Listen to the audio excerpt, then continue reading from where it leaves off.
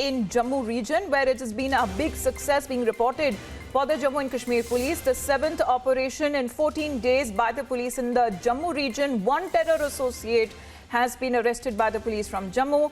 Apparently, we are getting the information that the terrorist hails from the Mendar area of Poonch district, and he was actively associated with terrorists of Jammu and Kashmir Ghaznavi force. Going across to Gursimran for a quick update. So one terrorist arrested, 2 terrorists have been gunned down by the security forces. That is what is being pointed out, and the Jammu and Kashmir police will be handing him over to the Poonch police for further investigation. Gursimran.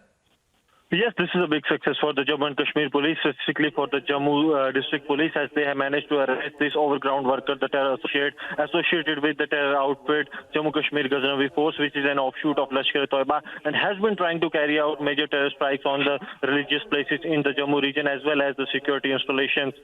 Day before yesterday, we spoke to IGP Jammu Mukesh Singh, and he said that the vital security installations and religious places is on the target of Lashkar-e-Toiba, and now this development comes.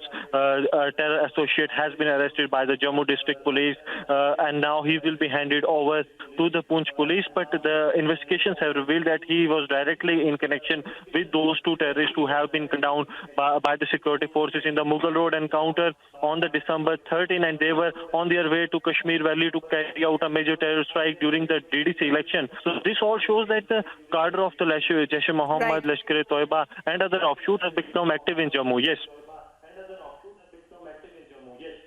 All right, thanks very much, Gursimran, for joining in. So a terror associate who has been arrested from the Jammu region, and the investigation is being carried out. A big win for our security forces there, who continue with their crackdown against terror.